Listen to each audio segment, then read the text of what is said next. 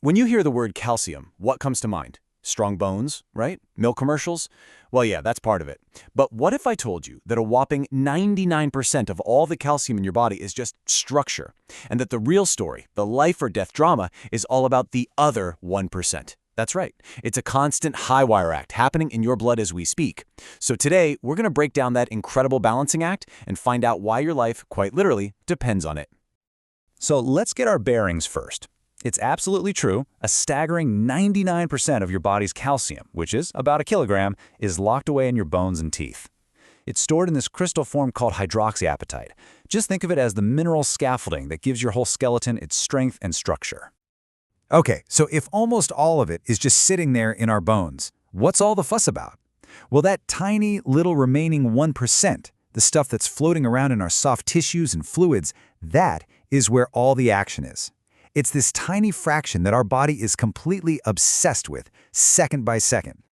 And when I say obsessed, I am not kidding.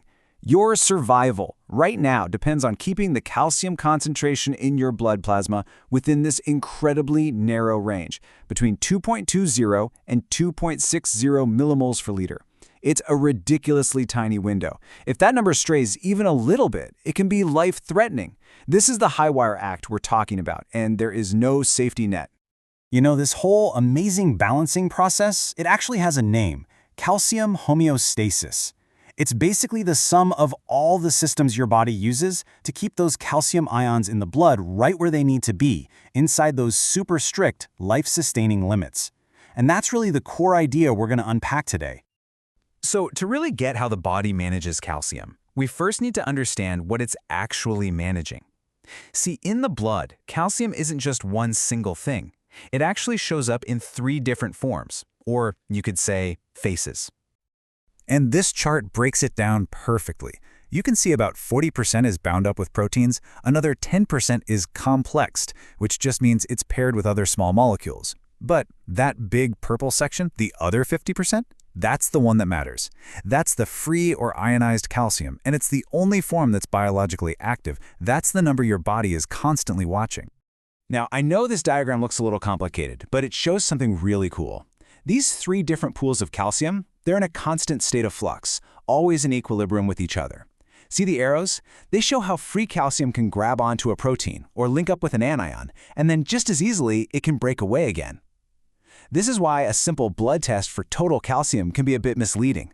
What really matters is the amount of free calcium available to do all the important jobs, like making your muscles contract or your nerves fire. And this brings us to one of the biggest things that can mess with that balance, your blood's pH. Here's a way to think about it. Imagine the proteins in your blood are like a bus with a limited number of seats.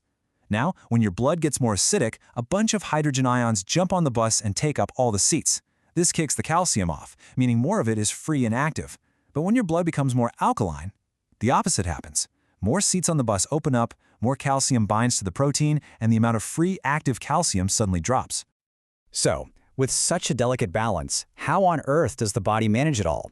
Well, it has 2 main hormonal managers that are working around the clock to keep everything just right.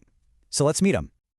All right, meet the managers. On one side, you've got parathyroid hormone, or PTH. Think of PTH as the emergency responder. The second your free calcium levels dip, PTH is on the scene. It acts fast, telling your kidneys to hang on to calcium and your bones to release a little from their massive reserves. Then, on the other side, you have the active form of vitamin D. This is more of the supply chain manager. It works a lot slower, focusing on the long game by telling your intestine to get better at absorbing calcium from your diet. This diagram really shows the whole calcium economy in action. Just follow the arrows. We get calcium from our diet, right? And vitamin D helps our intestine pull it into the bloodstream. From there, it can be tucked away for storage in that giant reservoir, our bones. At the same time, our kidneys are constantly filtering our blood, deciding how much calcium to get rid of in our urine. PTH and vitamin D are like the traffic cops directing everything, signaling the gut, bones, and kidneys to absorb more, release more, or save more, all to keep that perfect balance in the blood. But what happens when this amazing system breaks down? You know, what if the balance tips, and there's just way too much active calcium floating around? Well, that leads to a really dangerous condition called hypercalcemia. Hypercalcemia is what we call it when the plasma calcium level gets above that 2.6 millimoles per liter upper limit. It basically happens when more calcium is coming into the blood from your gut, bones, or kidneys than is going out. The whole system just gets overwhelmed. So what causes this system to get so overwhelmed? Well, here's the key thing to know. A huge majority of cases, we're talking over 90%, are caused by just two main problems. It's either primary hyperparathyroidism, where the glands making PTH go haywire and produce too much, or it's caused by certain types of cancer that mess with the body's calcium signals. And the effects of too much calcium, they're really widespread and pretty severe. There's this old medical mnemonic, bones, stones, abdominal groans, and psychic moans, and it sums it up pretty well. It can lead to kidney stones and kidney damage, cause depression and nausea, create peptic ulcers, and can even mess with your heart's rhythm, possibly leading to cardiac arrest. It's a true systemic problem. Okay, now let's walk over to the other side of that tightrope. What happens when calcium levels fall too low? This is called hypocalcemia, and believe me, it has its own unique set of dangers. So hypocalcemia is what you have when your plasma calcium drops below that 2.1 millimoles per liter floor. And this can happen for a couple of reasons. Either there's not enough protein-bound calcium, or not enough of that free active calcium, or sometimes it's a mix of both. I think this diagnostic flowchart is so interesting because it shows you the logic doctors use. So they start with a low calcium level. The next step, they check PTH. Now, if you follow the path where PTH is also low, that points to a problem with the parathyroid glands themselves. They just aren't sending out the emergency signal. But if you follow the other path where PTH is high, it means the alarm bells are definitely ringing, but something else is broken. The body is trying to fix the problem, which might suggest something like a vitamin D deficiency is the real culprit. The gut just can't absorb the calcium it needs. The classic sign of low calcium is that your nerves and muscles get way too excitable. See, calcium normally helps stabilize them, so when it's low, they can start firing off randomly.